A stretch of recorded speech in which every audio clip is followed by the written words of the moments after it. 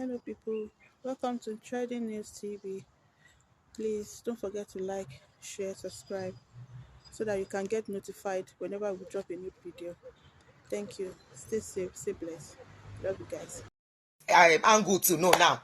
Karimot, I know you saw my video, the last video I did concerning this issue. I purposely took a back seat watching. Not as if I'm not interested. I'm still very much interested in that boy getting justice. Gẹ́gẹ́ bí abiyamọ. And because Bukky Jesse is doing a wonderful job on that case, despite all the attack on her, she has refused to back down.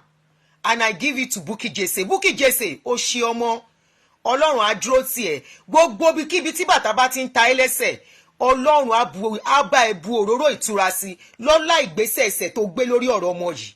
Á dùn wọ́n náà nínú kọjá ibi tó ti lérò. Bukky Jesse stood on that case and she has been giving updates that I might not go into now. I may not go into the details, but she has really been steadfast on that case, that this case, she says she doesn't mind. This boy will get justice. I think I always say something. If you have walked in some painful steps in life, you will have empathy towards others. That is the case of Bukky Jesse. They brought out her story, which can happen to anybody. That she has a son, her son got into trouble, and blah blah blah blah blah. A lot of people abusing Bukky Jesse. They have worse situation about their children, and that is why I don't like all this their wahala on Facebook when they start attacking children. Parents are having issues. You are just deliberating on public issue. The next thing you go for each other's children. I resent it. They stand there. This is just me.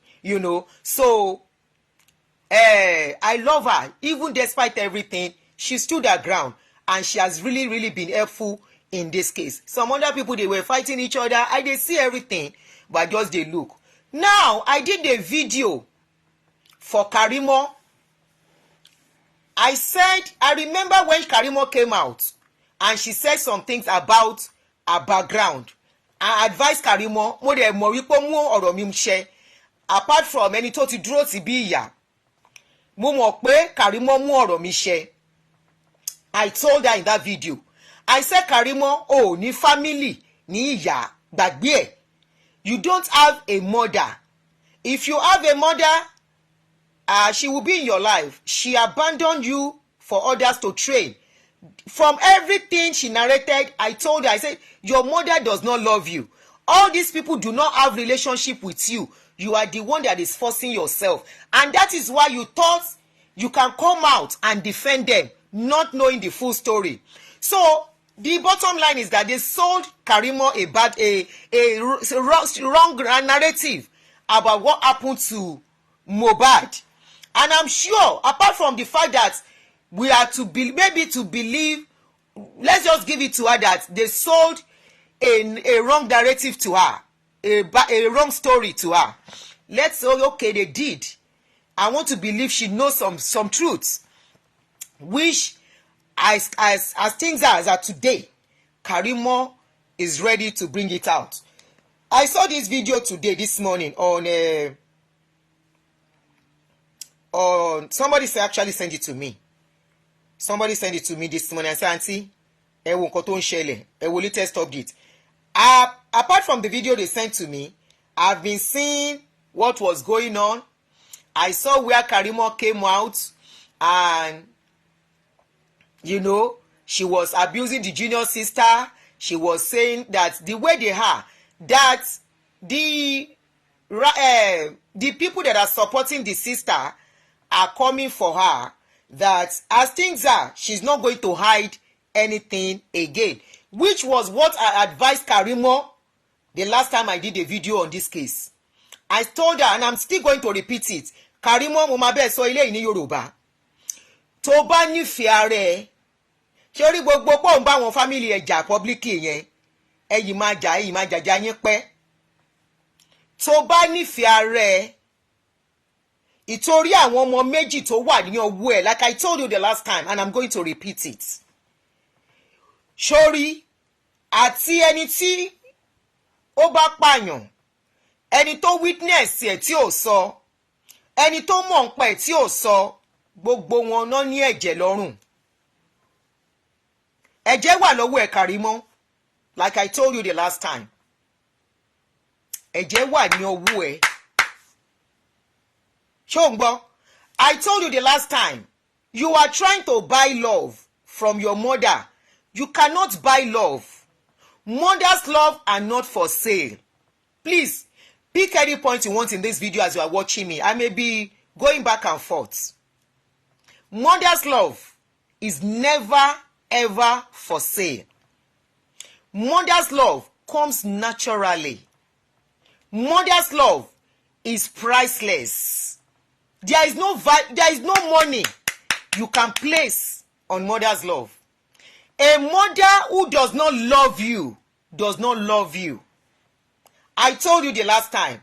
Now I'm so happy you are waking up to the reality.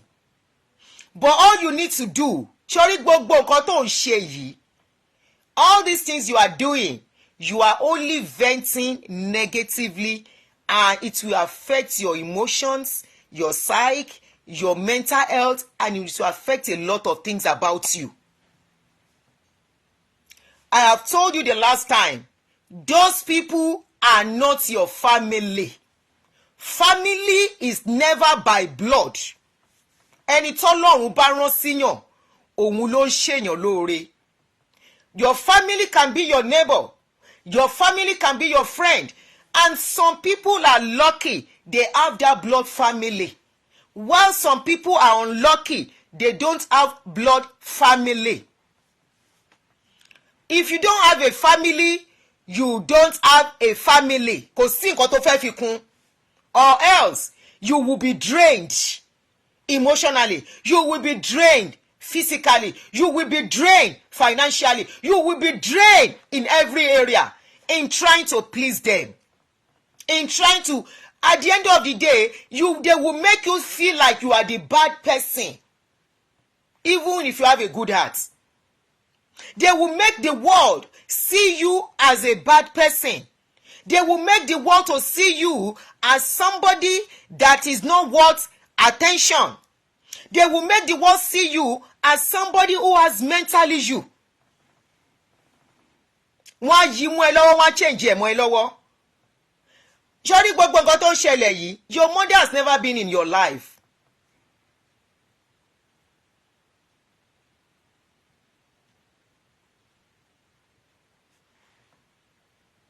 Hold on. Kini yẹn ti lọ. Your mother has never been in your life. Wumi, you said it with your mouth that when Wumi was to marry,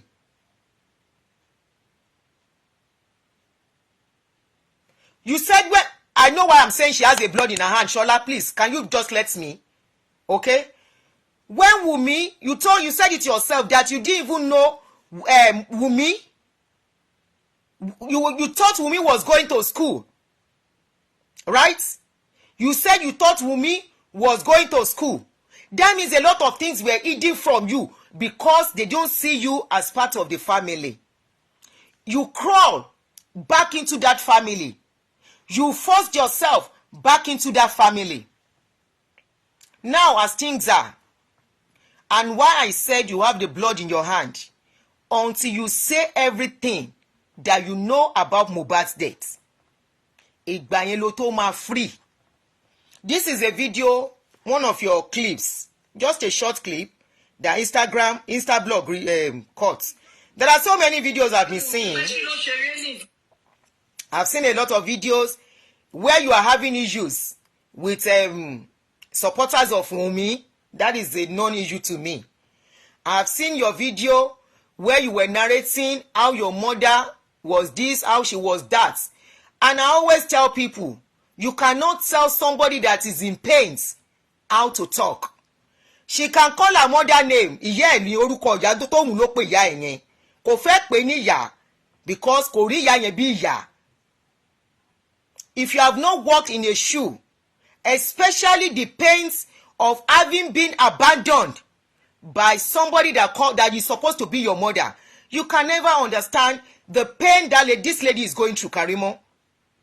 You can never ever understand the pain Karimot is going by having a mother who is alive but refused to have anything to do with her until a certain age. And she now found out that that mother was now using her. Remember, she was the one that filed for their mother to start going to America. A mother that was not in her life, that never loved her. She put in her life and brought that woman to America. The woman got to America, left her to go and start living in another place, to continue to show she never loved her. No, you cannot tell Karimot how to talk about her mother. I stand on that. Tó bá mu Karimot kó yàyà ìpẹ̀rẹ̀pẹ̀rẹ̀ lórí social media. Òun ló mọ ibi tí tó ní lára. Òun ló mọ nǹkan òun ló mú ẹkún tó ti sun ní kọ́nà tí ò lè mú mọ́ra mọ́. Àfi tí ẹ bá jẹ́ abiyamọ gidi. Tí ẹ bá jẹ́ abiyamọ gidi. You know how your children, to some extent, some of you buy the love of your children so that your children will not misbehave, right? This lady came out and said because she was abandoned, there was nobody to take care of her. She was abused as a young girl. How has the mother tried to pacify her? Has the mother at any point apologized for abandoning her? As the mother, it's in our society, we think parents can do anything and get away with it. And that is one of the myths they give us. Ìyá ẹni ni ìyá ẹni. Ìyá ẹ lọ́lọ́run, ìyá ẹ after your ìyá tó bá dá òun lọ́lọ́run yàn. Ìyá tó bá ṣe the right thing fọ́mọ. You think it's about providing alone. This one did not provide. She never provided financially. She never provided materially. She never even provided the love to stabilize a child in life, to walk through the storms of life. She was not even there. How do you want this girl to feel? And she came into their life. She walked her way back. She wanted them.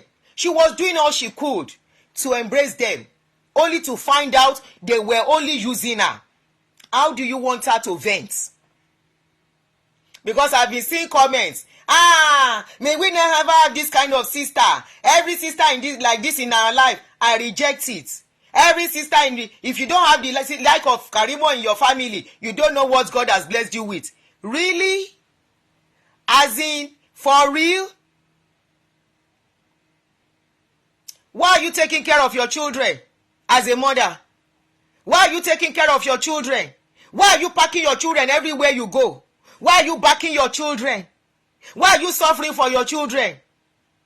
If what she's feeling does not matter, if her venting does not make any sense, I'm just asking questions. Walk in her shoes. Unfortunately, you cannot walk in her shoes because eti dagba. Go and ask people who are in her shoes or people who have walked in their shoes. I always say something. A child will forgive a father that is absent in their life, but no child, with very little exception, will forgive a mother that is absent in their life. You know why? Mothers make the world.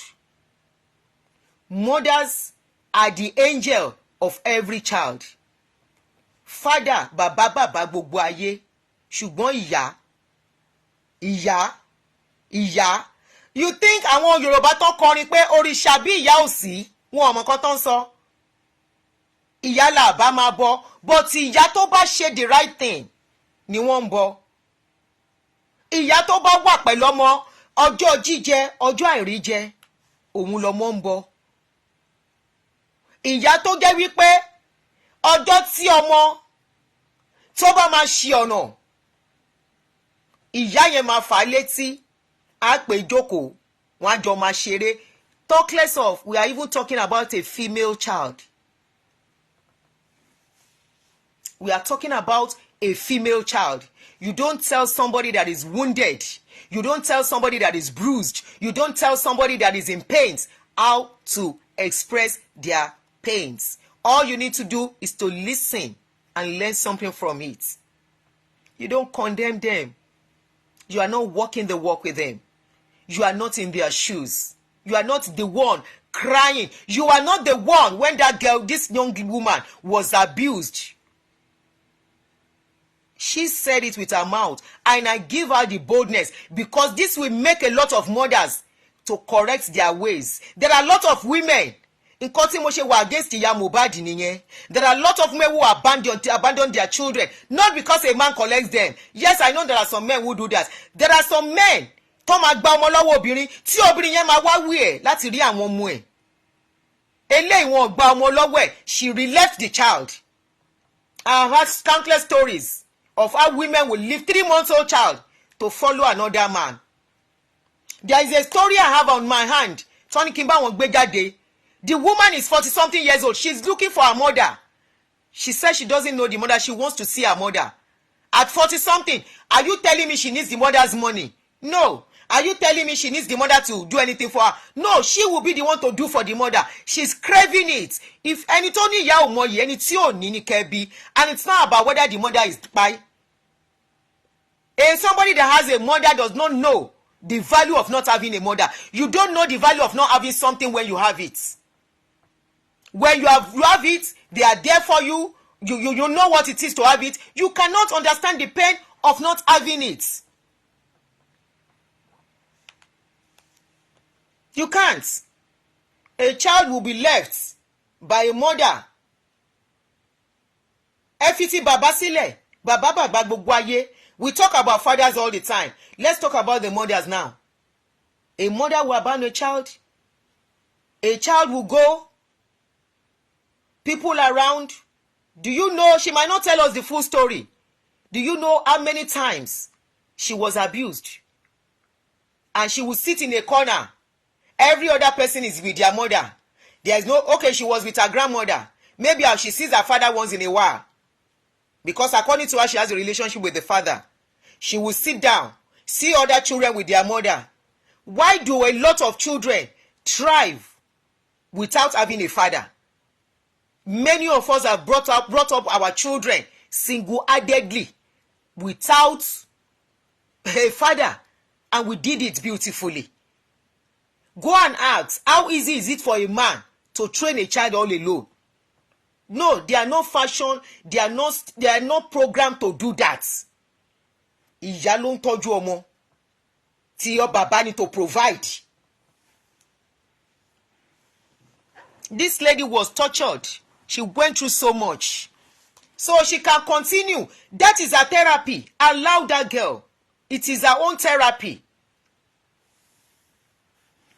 You know how many times she will sit in a corner crying. You know how many times she will wonder, who gave birth to me? You know how many times she will wonder, why did I come to the world? Do you even know if she has attempted to even by herself several times that she never succeeded? Do you know how many times she would have tried that what am I existing for? While she was young. And she never succeeded. And she's alive today to tell the story. We love shutting people up in our country, among our people. Why? Just why? You want her to buy?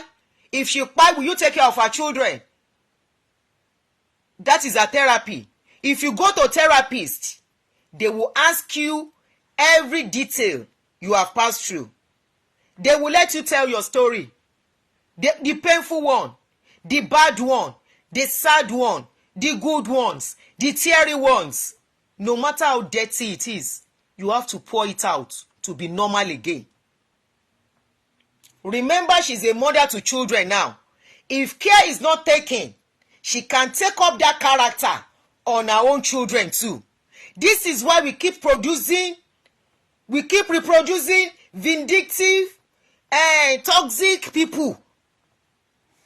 A mother and father have gone through something from their own parents. They will bring it upon their children, and the circle continues. The circle continues.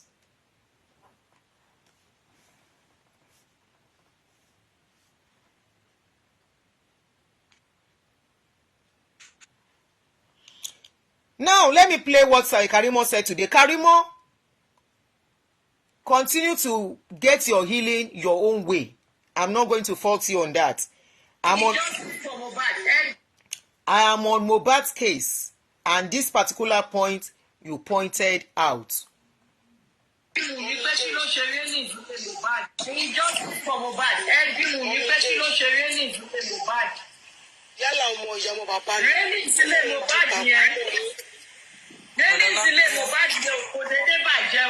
Ìjà tó jà lálẹ́jọ́ yẹn tó lura 9-0 open ẹ pé mi ní kẹ́ bí nǹkan tó fàjà yẹn ó bọ́ta kó ṣépè sí pé òun ò bá Mohbad ìjà kó tó kú wọn lórí burúkú ọmọ yìí ìjà tó bá jà kẹ́ tó lọ pé nọ́ọ̀sì bọ́ta kó wá ṣàlàyé wọn lórí burúkú ọmọ yìí wàá náà fèrè tó bẹ́ẹ̀ wọ́n ní ò fèrè tó bẹ́ẹ̀ ẹ lọ ń dìg ní pásítì mi.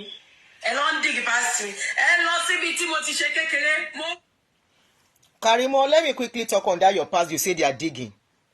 You say that's your past they are digging. We all have a past. Somebody that did not grow up with a mother will have a past. I always say there is a particular story of somebody I know while we were growing up that their mother was absent in their lives. Not really 100% absent, but she would leave them. They were still young then. She was a single mother. She would leave them, go to work at the mercy of neighbors and the rest of the tenants. These people, the tenants started molesting. At least I know of one of them. I'm not sure of the second girl. The first girl, the neighbors started molesting this girl. Today, her past did not haunt her. She's married with kids. There are some errors that will happen in your life that you don't have power over. Karimot, do not let anyone hold you ransom from speaking the truth on that. Tí wọ́n bá máa expose yẹ past yẹ jẹ́ kán expose yẹ. Àgbọ́rú eléyìí rí àfi ń dẹ́rù bọ́ lọ́rọ̀ ni. There is nothing new under the sun. You yourself have told us that you were abandoned, so we should expect anything. It is not your fault. Karimot, do not let anyone shut you up with that. O ní láti sọ̀rọ̀. You have to talk. Karimot, you need to talk for your own good. And I will tell you. But as for that your past, you say they are digging. Let them dig it. There is nobody. Especially, I repeat, if you don't have parents physically that are there to checkmate you, there is nobody that doesn't have. Such people have some past. Could I say big deal? It was because there was nobody to checkmate them. It was because they don't have a parent, they don't have a mother, a father that will draw their ears and say that place that you are going is not good. That kind of thing should go back to the parents that failed that child at that moment. Yes. If I always tell somebody, I say, if a child fails in some things, go back to the parents. And that is why I look at people who send their children to all these religious people and say they are to mentor their children. In the process of mentoring your children, they are abusing your children for you. You are the one that gave birth to your children. It is your duty to take care of them. It is your duty to put them in the right path in life. It is your duty to put their feet where they are supposed to go. If you are alive and your minor child is going where they are not supposed to go, you are the failure. It's just like when parents will say, don't you know I'm your mother? You don't know I'm your father. The day you start introducing yourself to your child, it means you have started failing. It means a lot is going wrong already. The day you have to tell your child and remind your child that don't you know I'm your mother? Don't you know I'm your father? It's like the case of a husband and wife, and the husband has to remind the wife, don't you know I'm your husband? Failure ti wọlé nìyẹn. Karimot, let them bring whatever they want to bring. Now, you said on that day that they fought. You said they fought and the rail of their house got broken. Bawa repeats here. ibi tá wà ìṣe. What happened to the railings? Railings ilé Mohbad yẹn. Railings ilé Mohbad yẹn kò dédé bàjẹ́ o. Ìjà tó jà lálẹ́jọ́ yẹn tó lura. 90 open. Ẹ pé wù mí kẹ́ bí nǹkan tó fàjà yẹn. Ní railings wá wó níbi tán ti ń jà. Tí pé wọn ò bá Mohbad ìjà kó tó kú. Wọn lórí burúkú ọmọ yìí. Ìjà tó bá jà kẹ́ tó lọ pe nọ́ọ̀sì bọ́tà kó wá ṣàlàyé. Wọn lórí burúkú ọmọ yìí. They fought. Like VDM said.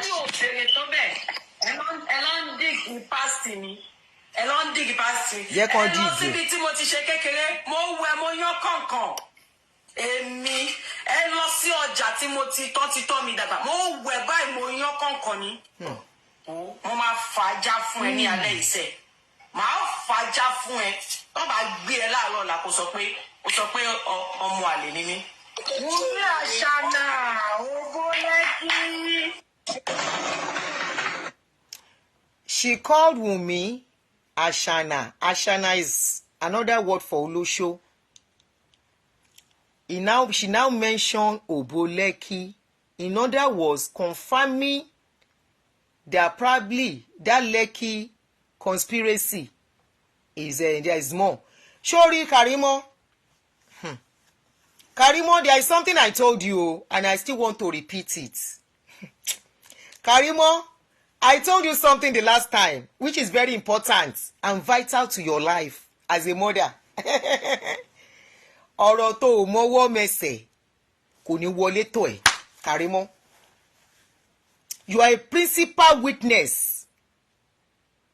Lọ́nà kẹ́sì yìí, one of the, I won't say principal, one of the very, very vital witness on this case of Mohbad.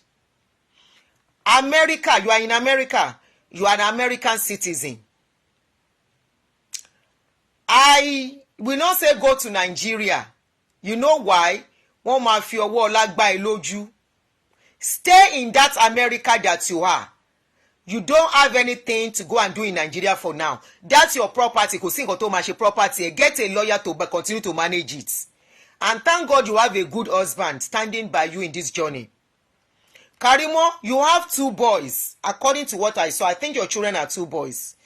Oh, ní fi ojú sunkún kankan nínú àwọn ọmọ yẹn láṣẹ Ìdùmarè. Ìwọ tó bí wọn ló máa ṣe ìyá wọn jọjọ́ alẹ́. Wọn ò dẹ̀ ní gbókù kankan wá bá ẹ lágbára Ọlọ́run, ṣùgbọ́n o ní láti gbé ìgbésẹ̀ kan. You know why? Ẹ̀san ògbóògùn o. Ẹ̀jẹ̀ dẹ̀ máa ń ké níbi tí ó máa ń ké. Karimot, you have started. You cannot afford to go back. Don't go to Nigeria. I will repeat that. You know why? Àwa mọ̀ páwọn alágbára ló wà lórí ọ̀rọ̀ Mohbad. The way everything went. Kò sí ẹni tó lè bá mi sọ.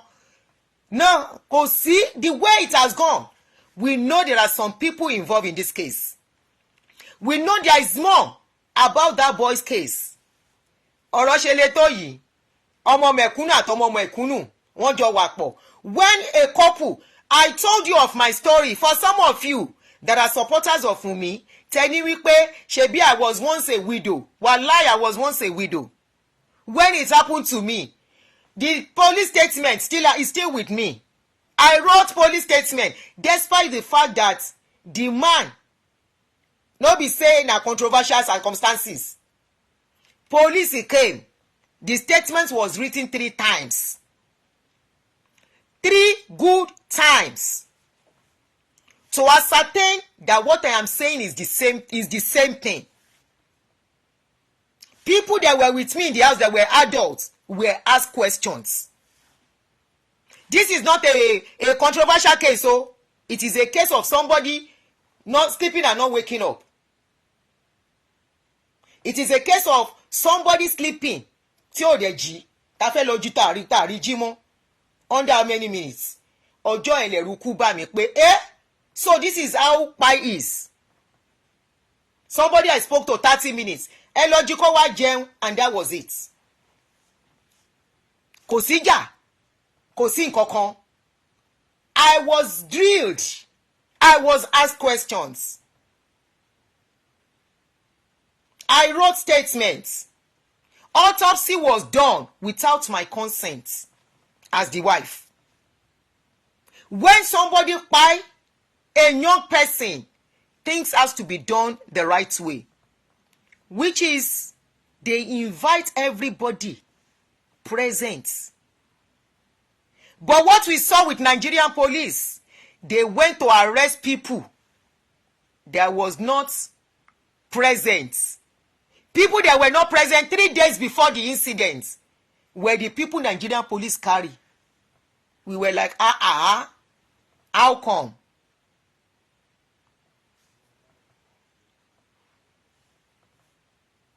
Those were the one Nigerian police arrested. The people that were present when it buy, we saw them on social media, calling on every different platform, talking story. I say, This is not the first case Nigerian police is handling, eh? How come this thing is coming this way? How come instead of asking the right person, they are inviting people that were not present? We started asking questions. The people that were present, they even embalm somebody picking. Embalm.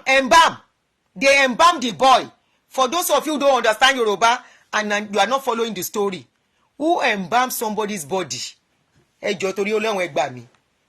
boy was embalmed before the father came. The father said he saw blood. The body was embalmed already before the father got there. Who embalmed? Young people. Nigeria.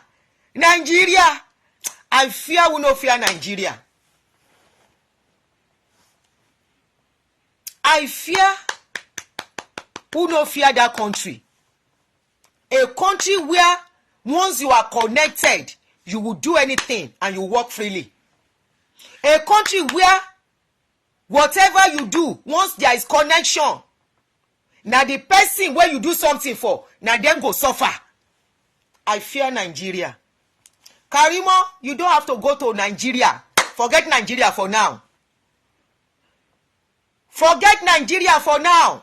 We all know. A lot of things point to the fact that something wasn't right. A lot of things pointed to the fact that a lot was wrong. I was even asking, how can a widow instantly be this strong and start updating? They came for us. Wọ́n bú wa. Wọ́n ṣépè. Èpè yín ò tiẹ̀ lè ràn mí. Èpè yín ṣe kí ni kò lè ràn mí. Mi ì ṣe nǹkan èpè. Ẹ̀dùn lásán lẹ̀kàn ń pa. How can a widow? Let me bring mi ò tiẹ̀ gbọ́dọ̀ gbé picture first year mi jáde as a widow. I dare not bring the picture out. I saw it few days ago. Mi ò lè wò pé ṣé mi ni mo rí báyìí. Ọmọ mẹ́ta tá ti jọ rìn. À ń bèlè tà sẹ́ni tó ẹ̀ṣẹ̀ bẹ̀rẹ̀ ìrìn àjò pẹ̀lú. Ibi táwa ti ń question nìyẹn. This is where we started questioning pé ẹni tó ẹ̀ṣẹ̀ bímọ fún ẹ tó kú. Ṣé bí àrítẹ́ ṣe bẹ́ẹ̀ sí ọmọ? Now, àti ẹ̀ tí wọ́n ń gbọ́, we are hearing that they say they want to do anniversary. Àbí ayé ń ṣe àwọn tó fẹ́ ṣe anniversary ọmọ wo? Which anniversary? Anniversary of what? Have you gotten justice? What anniversary? What are you celebrating? A 26-year-old boy, you want to do anniversary? What anniversary are you doing? Ẹ̀dẹ̀ bímọ ti yín. Àwọn náà organize anniversary. Anyway, Baba Mohbad said no anniversary. Nobody should do anniversary for his son. Òun ló lọ mú ẹ, mo tẹnu mọ́ kinní yẹn. You have even tried. They tried to go and bury that boy. The papa said nobody should collect him pikin. Family ibi tí ṣe legal marriage. Àwa tá ṣe legal marriage gan. When they were to bury the man, I step aside. I don't have any say. Family ló take decision. Na legal marriage I do, court marriage. When it was time, they said, ask me to step aside. I don't have any say. Now they are pikin. They are the owner of their pikin. So Kintinyi, Tefesh anniversary. What anniversary are you doing? Anniversary that Mohbad, he don't born another pikin.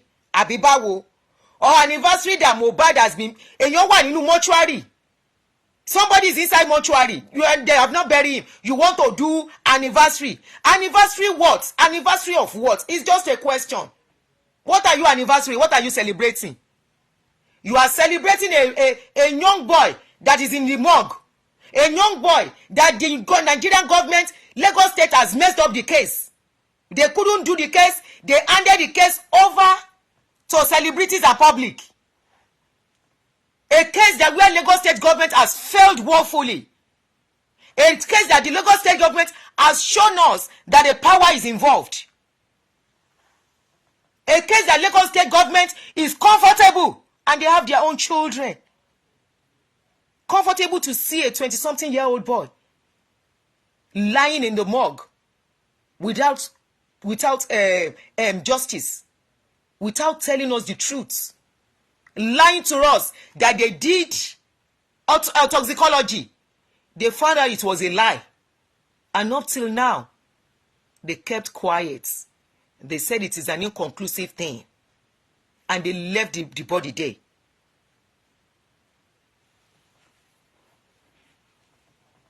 Is what you want to do anniversary for.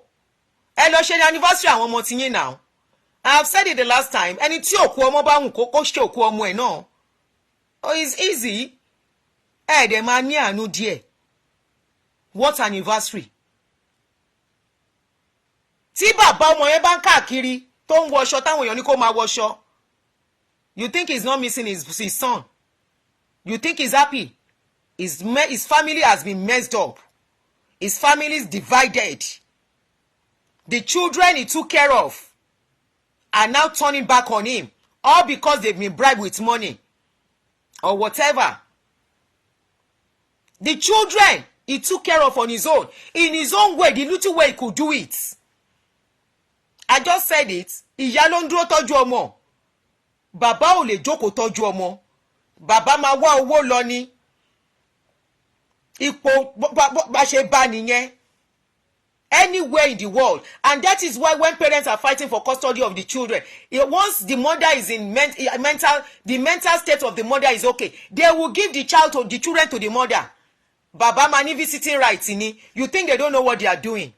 No, it is mothers that have emotional stability to take care of children. You now, the father, and yet we are the ones. We mothers are the ones, we women are the ones castigating men of not being there for children. We saw a father that could do little, that the son even sang for him. He said, Father, gather money, make I go poly. I go poly, but I no go class. Daddy, I am sorry.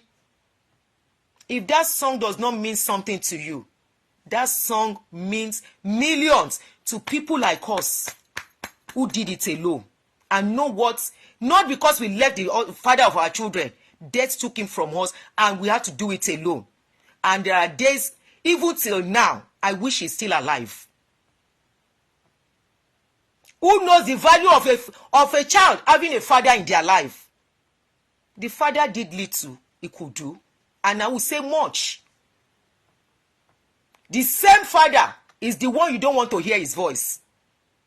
The same father is the one you want to cut on the neck because he buried the pikin in his confusion, and because you cannot sit down to analyze why he buried that boy. One of your celebrity was part of the reason he buried that boy. Why did Davido send money to them? That's a big question that Karimot should help us to unravel. Karimot once mentioned it, that Davido sent money. Nobody is asking question. Karimot, you need to tell us why Davido sent money to Baba Mohbad. Immediately that boy kpai. What is the role of Davido in that case? Who is linked to Davido and Mohbad? for Davido to quickly send money to them. Karimot, you need to shed more light. Kó lè sùn, so that you can put your head on the pillow and sleep in peace and sleep peacefully, not sleep as in pie.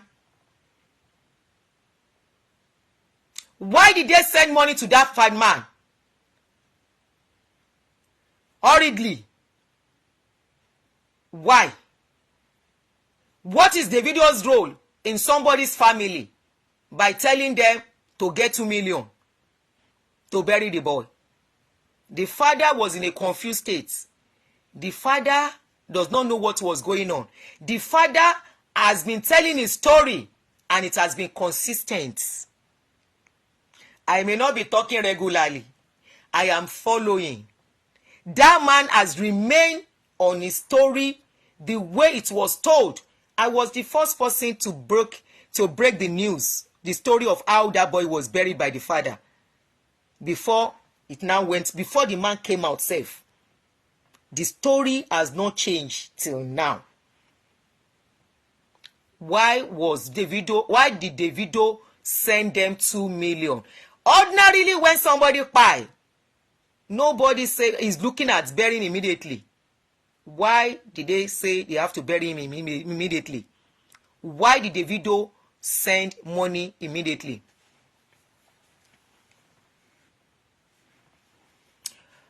I think somebody said, I think Davido is... No. Davido is not supposed to send money immediately. You know why? Mohbad is a musician that was supposed to be a plan. Why will Davido think they need to bury him immediately? To send the war. A lot of things is... Karimot mentioned it. Karimot mentioned it that we should ask why Davido sent money. So she's the one that mentioned it. She will unravel it for us. Karimot, tó bá wù Nigeria police kan ṣe the right thing. Tó bá wù wọ́n kan má ṣe the right thing. Karimot, you just say your own story. Say what you know. Má hide wọn because àwọn people ìtàn bá rí ẹ wọ́n máa pa ẹ́. Níbi tọ́rọ̀ dé yìí. Kò sí family mo ti sọ fún ẹ. The last time I did your video, I said you don't have family. They are user. By the time they are done with you, they will dump you. And they will mess up your life. They will mess up that family that you are even building. Tí o bá ṣọ́ra. The only thing you have to do now, Davido, Karimot, unravel that question for us. You asked us. You said you throw the question to the public. I am throwing the question back to you, Karimot, that why did Davido send the money? That we are not asking question. You said it. So you have to tell us why now. You know why. You have to tell us. Karimot, gbogbo nǹkan tó bá mọ̀ lórí ọ̀rọ̀ yẹn. Tó bá jẹ́ ọ̀dọ̀ bàbá David, àmọ́ ní kí ló ń jẹ́ mo ní bàbá. Ọ̀dọ̀ Frayo Daddy Freeze ò tiẹ̀ nígbà ẹ̀ mọ́. Má lọ sọ́dọ̀ ẹ̀.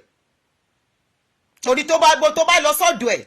Tí wọ́n bá pe Daddy Freeze kò ní dá ẹ lóhùn mọ́. So don't even bother going to him. Go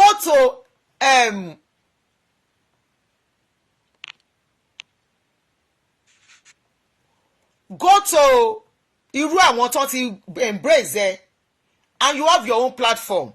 But I will advise you are not going to Nigeria. I learned, according to you, you said you have changed your destiny, your location, which is good for you.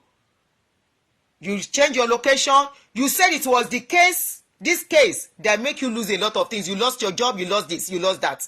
They don't know. I believe they don't know where you live again, which is good for you. You have to protect your family. Wọ́n ò lè ṣe nǹkan kan fún ẹ l'Amẹ́ríkà náà, you are safe. Tó bá jẹ́ t'Amẹ́ríkà ni ọkàn mi balẹ̀. You are okay l'Amẹ́ríkà tó wà yẹn. But as things are, Karimot, torí àwọn ọmọ tó gbé sọ́wọ́. Not only that, because mo ti ń gbọ́ in one of the shows tẹ́jọ́ ń ṣe fúnra yín, tí àwọn ní ọ̀tá ọmú ẹ, ó máa yìnbọn pa ẹ́, that will not be your case. All you need to do, use your show, use your platform, say the story once and for all, and after saying it, go off online.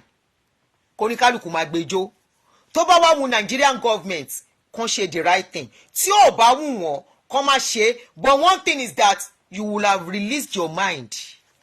conscience ẹ á clear, mind ẹ á clear, wàá lè díjú, ọkàn á lè balẹ̀, ẹ̀rù ò ní bà ẹ́. But either you like it or not, as long as you carry that burden in your heart, you cannot have peace. Mi ò ṣépè fún ẹ. You know the truth. You know a lot.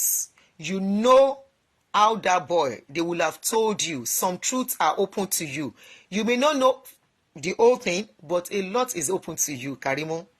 And you know. So, for you to have peace, for you to be able to torí àwọn ọmọ ẹ náà, especially that inner peace that you need to speak. You need to speak or else sórí body yẹn òun ló máa pa ọ̀tá ẹ̀ tó bá ṣọ́ra. But that burden, the more you bottle it in, the more you already have a lot of on your mind in your life.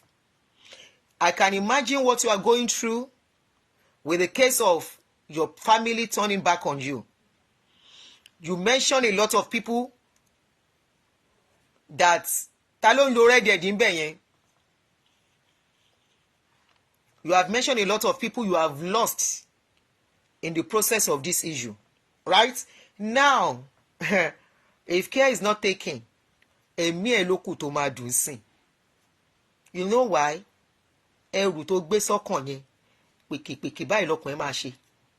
Pèkèpèkè báyìí anytime it crosses your mind. Tó bá dé stage kan, Ọlọ́run má jẹ́ kó máa hallucinate, kó máa rí Mohbad lójú oorun.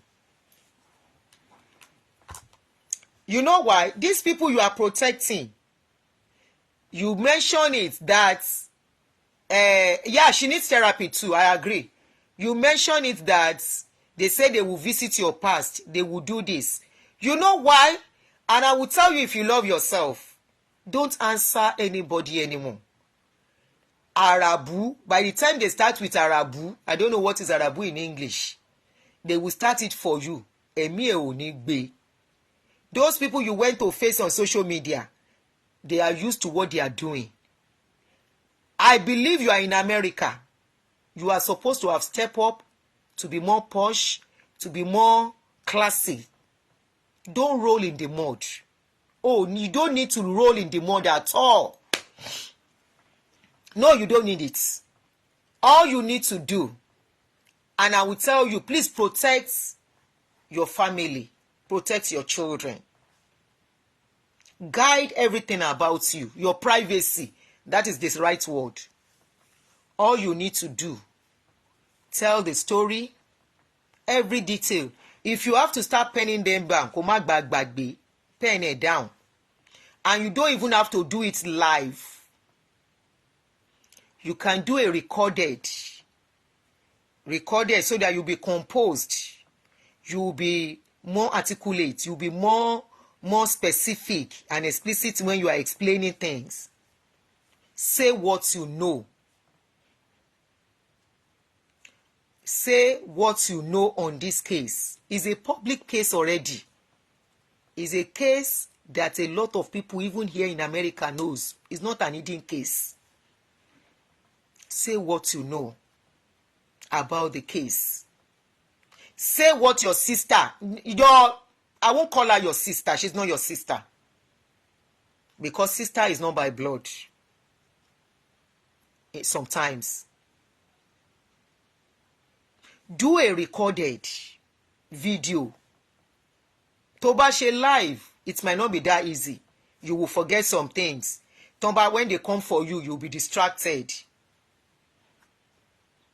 Or if possible, somebody is suggesting, call Berekete. Ọ̀rọ̀ ti fọ́. I told you the last time I did a video for you, things have not gotten this worst. When I did video for you, I said you don't have family. They don't love you, and they will never love you. They will never love you. But oh, need that anybody ja. No. If you want to even create content from what has happened in your life, trust me, you will create content and you will put from your experience you can share with people. Despite everything you went through, today, Ọlọ́run ti fi ẹ́ ṣe olú ọmọ. Ìwọ náà wá ń wò. Ìwọ ló ṣe visa fún ìyá ẹ àbòrò ọlọ́run bí ẹni tí wọn ò bá tà no òkúta táwọn ìmọ̀lé kọ̀ sílẹ̀ the stones that the builders reject tó wá the chief cornerstone lọ́rọ̀ ẹ̀ tí ọlọ́run bá dẹ̀ ti gbẹ̀gà ẹja ìdájà kí ló tún kù ọlọ́run ti gbé ẹ ní jàkàrímọ́. God has vindicated you despite your painful background and upbringing. He has vindicated you. He has made you the shining light of that family. When the incident happen, ṣebí wọ́n náà wá bá. Wọ́n yìí máa padà wá bẹ́ẹ̀ tó máa fẹnu wọn gbolẹ̀. Tí orí ẹ̀ bá tó bá jẹ́ orí tó máa ń jà, á máa jà lọ fún ẹni. Orí yìí ó dẹ̀ jà jògùn lọ. Tó bá jọ bí dẹ̀ ṣe ń wù ẹ́ ọmọ ńlá ni ẹ́. Ọmọ ńlá ni ẹ́ Karimot. Oh mọ you don't know yourself. Òun ló fà á. Tó bá mọ if you know yourself, trust me you won't beg for anybody's love. You won't. You are a special person. You are blessed. You are somebody tí Ọlọ́run dìdí gbé fún rẹ̀ kò sí nǹkan tán lè ṣe sí ẹ. Speak your truth, Karimot, so that you can have peace. Speak your truth for the sake of your little children and wash your hand off everything. Ọlọ́pàá ò lè gbé ẹ, but because of what Nigeria is, they can use power to intimidate you. That's why I say don't go to Nigeria again for now. Say your truth, all that you know, the ones they have told you. Say it out and wash your hand away from them. And know that all you have in your life, apart from your daddy that you love, apart from whoever you love, that you know. But at this time, you can't even trust nobody. Trust your husband and your children at this point. Those are the only people you love. And those are the people that love you. Take it or leave it. And your father. You say your father is a wonderful man. He loves you and you love him.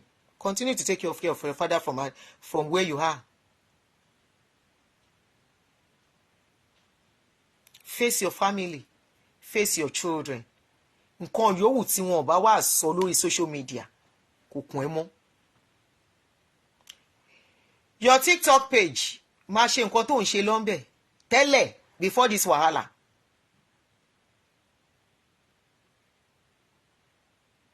Continue with it, but you need to speak, Karimot. O ní láti sọ̀rọ̀. O ní láti sọ̀rọ̀. I've seen that you have apologized to Baba Mohbad. I don't know if Baba Mohbad has accepted, but for that your apology to be genuine and accepted, níwájú àṣẹ̀dá, until you speak the truth. Sori ẹ̀bẹ̀ tó that apology to apologize to Baba Mohbad is irrelevant without you speaking the truth. That your apology to Baba Mohbad is meaningless without you speaking the truth that you know nípa ikú ọmọ ẹ̀. I also heard you mentioning some accounts. Ṣé rí pé mo wò yìí mi ò kàn dá sí ni. You mentioned an account. You said there is an account Baba Mohbad is asking for. That account is with Wunmi and the mother. Even the land, you mention it. You have not surely tips it don't feel like you make sense. Do a video, a detailed video. It could run, you can cut it. Every 30, it could be 30 minutes video, put it out. When you remember other things, you can tag it part 1. My truth. You can title it My Truth on Mohbad. What I know about Mohbad. Bye. In the court of law gan o ti clean tó bá ṣe tó bá dojú ẹ̀. You were not present nígbà tí Mohbad kú so wọ́n lè mú ẹ fún kú Mohbad now, but wọ́n lè fi ọwọ́ agbára kan fi gba ẹ lójú tó bá lọ Nigeria. So under no circumstances should you go to Nigeria. They cannot come and carry you here, kò possible. Ọlọ́pàá Nigeria ò tó bẹ́ẹ̀ láti wá gbé ẹ. O commit fraud náà ò dẹ̀ pààyàn.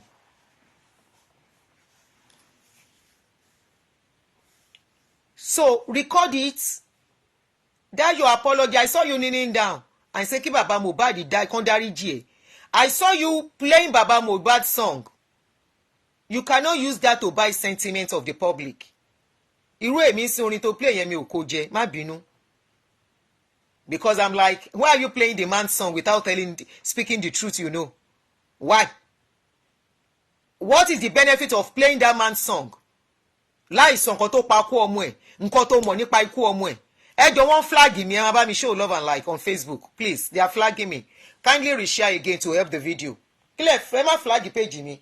Oblique bí ẹ̀mejì ń sìn. Thank God pé mi ò dẹ̀ infuse video kankan sí. Your apology is meaningless. Singing Baba Mohbad song is meaningless. Apologizing to people supporting Baba Mohbad is meaningless until you speak the truth. Òótọ́ ló máa free ẹ. Ìwà nínú Bíbélì, ó wà nínú Quran. Thou shalt know the truth and the truth shall set you free. Òótọ́ tó bá sọ ló lè jẹ́ kó free.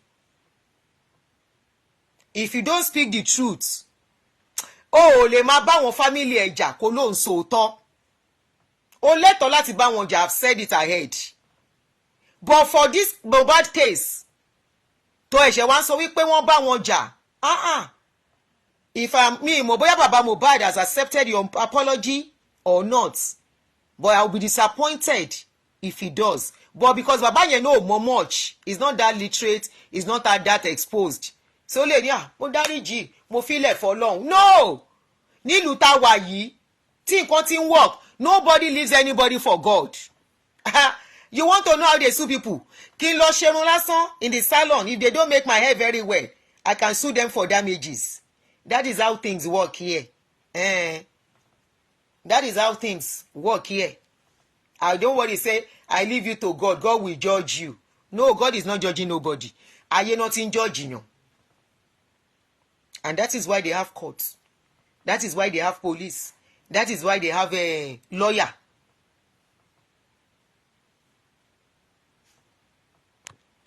Ẹni sùúrù mo fẹ́ bá nìyàn kan, mo ti bá ní.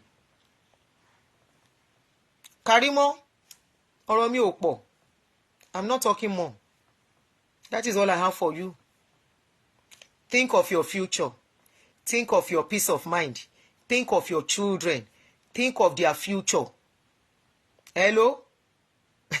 So that you will not pay for what you did not eat. Hello? So that you will not pay fún nǹkan tó jẹ. Because when something happens, there is something they call accessory. There is something they call witness. Eyewitness wà. The other witness no wà. Nkechi, I dey fight you. Where you dey since all these days? Nkechi nga, Koburu. Where have you been? I just saw your comments now. Accomplice, God bless you. You know what happened. They told you. You came out. You were the one narrating like you were eyewitness. So mọ nǹkan, o lè sọ fún wa pé o mọ nǹkan. Onírèlì wo, ṣé rèlì nìkan ló wó? Oní wọ́n jà lẹ́yìn tán jà nǹkan kí wá ló ṣẹlẹ̀. Ṣé lóòótọ́ ni pé a gbọ́ pé wọ́n náà gún èèyàn kan pa?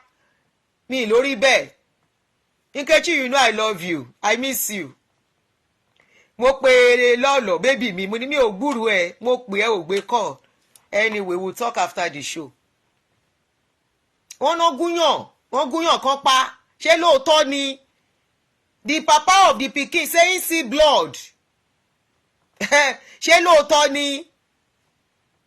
The sister of Mama Mohbad say she's then see blood. Ṣé lóòótọ́ ni? I'm asking, is it true? Mo ní wọ́n ní is alleged already. Wọ́n ní ṣé lóòótọ́ ni Karimot? Kí ló bá wọn bò? àsìkò ti tó láti ṣíjú lójú eégún. It is time to open the eye of the face of the masquerade.